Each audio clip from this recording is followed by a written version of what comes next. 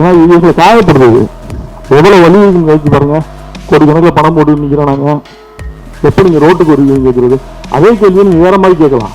பாலா வச்சு படம் எடுத்தவங்கலாம் ரோட்டுக்கு போயிட்டாங்க இருக்கிறது அப்படின்னு ஒரு டாக் இருக்கு. இதை பற்றி இந்த விமர்சனத்தை பற்றி நீங்கள் என்ன கேட்குறீங்கன்னா அது நியாயமான கேள்வி. நீங்கள் எப்போ ரோட்டுக்கு வருவீங்க என்ன கேள்வின்னு எனக்கு ஒன்றும் புரியலை. இயக்குனர் ஸ்ரீவெற்றி இயக்கத்தில் அபர்நதி உள்ளிட்ட பலர் நடித்துள்ள படம் நாற்கரப்போர். இப்படத்தின் ட்ரெய்லர் மற்றும் இசை வெளியீட்டு விழா சென்னையில் நடைபெற்றது. இதில் கலந்து கொண்டு பேசிய தயாரிப்பாளர் சுரேஷ் காமாட்சி பத்திரிகையாளர் குறித்து தனது ஆதங்கத்தையும் பேசியிருக்கிறார் மேடையில். என்ன பேசினார் அப்படின்னா, நான் எப்போதுமே பத்திரிகையாளருடன் நெருங்கி அண்ணன் தம்பியாக பழகக்கூடியவர். ஆனால் சமீப காலமாக ஒரு வார இதழில் என்னுடைய வணங்கான் படத்தை பற்றி தொடர்ந்து தவறான விஷயங்களை வந்து கொண்டிருக்கிறது. எனக்கும் இயக்குனர் பாலாவுக்கும் பிரச்சனை, அதுவும் பணத்தினால் என்று சொல்கிறார்கள். உண்மையிலே அது எங்களை காயப்படுத்துகிறது. மேடையிலே பேசிய சுரேஷ் காமாட்சியின் பேச்சு தற்போது கேட்கலாம்.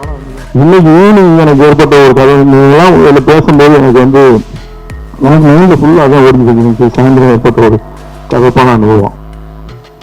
சமீபம் பார்த்தீங்கன்னா, நான் பத்திரிகையாளர்கள் எல்லாருக்குமே நல்ல நண்பர்கள், எல்லாருமே என்னுடைய சகோதரர்கள், எல்லாத்தையும் நான் நெருங்கி பேசக்கூடிய எல்லாருமே நேரடியாக பேசக்கூடிய நண்பர்கள் எல்லாருமே எனக்கு. இந்த இருக்க பத்திரிகையாளர்கள் அத்தனை பேருமே நேரடி தொடர்பில் இருக்கவங்க, எல்லாருமே அண்ணன் நம்பியாக பழகக்கூடிய ஒரு சமீப காலமாக ஒரு வார இதழில் தொடர்ந்து வணங்கான பற்றி தவறான செய்தி வந்துட்டே இருந்தது. எனக்கும் பாலம் எனக்கும் பிரச்சனை, பாலம் பணத்தினால பிரச்சனை எனக்கு சொல்றாங்க. கடந்து போது என்ன பஞ்சாயத்து, ஒருவேளை பஞ்சாயத்து நீங்களே என்னோட தீர்த்து வச்சுட்டு போயிருங்க, எந்த பேருக்கு பஞ்சாயத்துனா பரவாயில்ல நீங்களே தீர்த்து வச்சுட்டு போயிருங்க அப்படின்னு கூட எனக்கு எதுக்கு எழுதுறாங்க. மேலும் நேர்காணலுக்கு வந்த பத்திரிகையாளர் தன்னிடம் என்ன மாதிரியான கேள்விலாம் கேட்டிருக்காங்க அதையும் மேடையிலேயே சொல்லியிருக்காரு. அதையும் பார்த்துடலாம். அதே பத்திரிகையிலிருந்து ஒரு இன்டர்வியூவாக வந்திருந்தாங்க. அதே வார இதழ், ஒரு முன்னணி வார இதழ் இன்டர்வியூவாக வர்றாங்க. அந்த பத்திரிகையில் பணியாற்ற அத்தனை பேருமே என்னுடைய நண்பர்கள். அவங்க வச்ச கேள்வி எனக்கு உண்மையாகவே மிகப்பெரிய ஒரு கோபத்தை.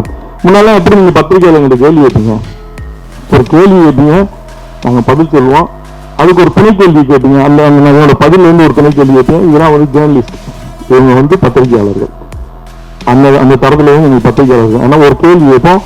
நான் ரவிபர்நாத் சார்லாம் அவரை பார்த்து பிரமிச்சிருக்கேன், அவரோட கொஸ்டின்ஸ் தான்.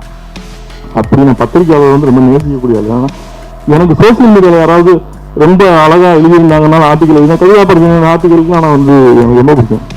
அப்படி எனக்கு ஒரு சோசியல் மீடியா அந்த ஃபேஸ்புக்கில் நிறைய பேரை நான் ஃபாலோ பண்ணுவேன். நான் அவங்களுக்கு கமெண்ட்ஸ் கொடுக்குறேன், அதெல்லாம் கிடையாது, ஃபாலோ பண்ணுவேன் என்ன எழுதுறாங்க. அப்போ இன்டர்வியூ வரும்போது ஒரு 15 கொஸ்டின் வச்சிருக்காரு. இப்போலாம் கொஸ்டின் கேட்குறது எழுதிட்டு வந்துடுது, அதுக்கு ப்ரிப்பேர் பண்ணி வந்துட்டு அந்த கொஸ்டினை வச்சு ஒரு கேள்வியாக கேட்ட கேள்வி எல்லாமே அமைச்சராக எல்லாத்தையும் டெவல் பண்ணோம். கடைசி ஒரு கேள்வி கேட்டாரு, பாலாவை வச்சு படம் எடுத்தவங்களாம் ரோட்டுக்கு போயிட்டாங்க, நீங்கள் எப்போ ரோட்டுக்கு வருவீங்க? எனக்கு கோவம் வந்துருச்சு. பாலாவை வச்சு படம் எடுத்தவங்க ரோட்டுக்கு வந்துட்டாங்க, நீங்கள் எப்போ ரோட்டுக்கு வருவீங்கன்னு ஒரு பத்திரிகையாளர் கேட்க வேண்டிய கேள்வி ஆகுது. நான் இதே கேள்வியை திரும்பி அந்த பத்திரிகையாளர் கேட்டேன்னா, உங்களை மாதிரி பத்திரிகையாளர்லாம் வச்சுட்டு அந்த பாரதிகள் அவர் இன்னைக்கு ரோட்டுக்கு வருவார் அப்படின்னு கேட்டேன்னா இது எப்படி இருக்காங்க? எனக்கு ரொம்ப இன்னைக்கு இந்த மேடையில் நான் உட்காந்துருக்கோம், எனக்கு மைண்டில் தான் ஓடிக்கிட்டு இருந்துச்சு. இவங்க எல்லாம் பேசும்போது தான் எனக்கு அந்த செய்தி மட்டும் தான் மைண்டில் ஓடிங்க. எப்படி இப்படி கேட்குறாங்க? ஒரு படத்தை கோடிக்கணக்கில் போட்டு எடுக்கிறோம், ஒரு ஒரு ஒரு தகுதியான ஒரு கேள்வி இல்லாமல் அப்படி நீங்கள் எப்போ ரோட்டுக்கு வருவீங்க அப்படின்னு கேட்டால் இது என்ன கேள்வி, எப்படி ஏற்றுக்கிறது என்னன்னு எனக்கு தெரியல. நீங்களாவது அந்த பத்திரிகை, நான் பேர் நாகரிகம் தெரியும், நீங்கள் பேர் சொல்ல கூட விரும்பலை, நீங்களாவது அந்த பத்திரிகை பணிபுரிவதும் சரி, அந்த பத்திரிகை நிர்வாகமும் சரி, கொஞ்சம் உங்கள் செய்தியாளர்கிட்ட கொஞ்சம் அனுபவமான கேள்விகளை கேட்க சொல்லுங்க. ஏன்னா இவங்களை காயப்படுறது எவ்வளோ வலி கழிச்சு பாருங்க. கோடி கணக்கில் பணம் போட்டு நிற்கிறோம் நாங்கள், எப்போ நீங்கள் ரோட்டுக்கு வருவீங்கன்னு கேட்குறது. அதே கேள்வியை நீங்கள் வேற மாதிரி கேட்கலாம். பாலா வச்சு படம் எடுத்தவங்கலாம் ரோட்டுக்கு போயிட்டாங்க இருக்கிறது அப்படின்னு ஒரு டாக் இருக்கு. இதை பற்றி இந்த விமர்சனத்தை பற்றி நீங்கள் என்ன கேட்குறீங்கன்னா அது நியாயமான கேள்வி. நீங்கள் எப்போ ரோட்டுக்கு வருவீங்க என்ன கேள்வின்னு எனக்கு ஒன்றும் புரியலை. இது என்னுடைய ஆரங்க. அப்புறம் நீங்கள்லாம் என்னுடைய நண்பர்கள், பத்திரிகையாளர்கள் கூட நண்பர்கள், உங்கள் மேலே மிகப்பெரிய மரியாதை வச்சுக்கேன், உங்களோட நண்பராக பழகுறேன், என்னுடைய ஆனங்கத்துக்கு சொல்கிறேன். எனக்கு இவங்கெல்லாம் பேசும்போது எங்கள் மைண்டில் அதுதான் ஓடிக்கிட்டு இருந்துச்சு. என்ன இப்படி கேட்டாங்க எனக்கு வரும்போது, அதுவும் இந்த ஃபங்க்ஷனுக்கு கிளம்பி வரும்போது நான் அப்பவும் நான் அந்த ஃபங்க்ஷனுக்கு போகிறேன் அப்படின்னு சொல்கிறேன். இல்லை ஒரு 10 நிமிஷம் தானே உட்காந்து முடிச்சு போகிறீங்கன்னு சொன்னோன்னா, சரி அப்பவும் அந்த இம்பார்ட்டன்ஸ் கொடுத்து ஓகே நம்மளை மதித்து ஒருத்தர் வர்றாங்க கொடுப்போம்னு சொல்லி கொடுக்கும்போது எனக்கு ரொம்ப ஹேர்ட் ஆகிடுச்சு.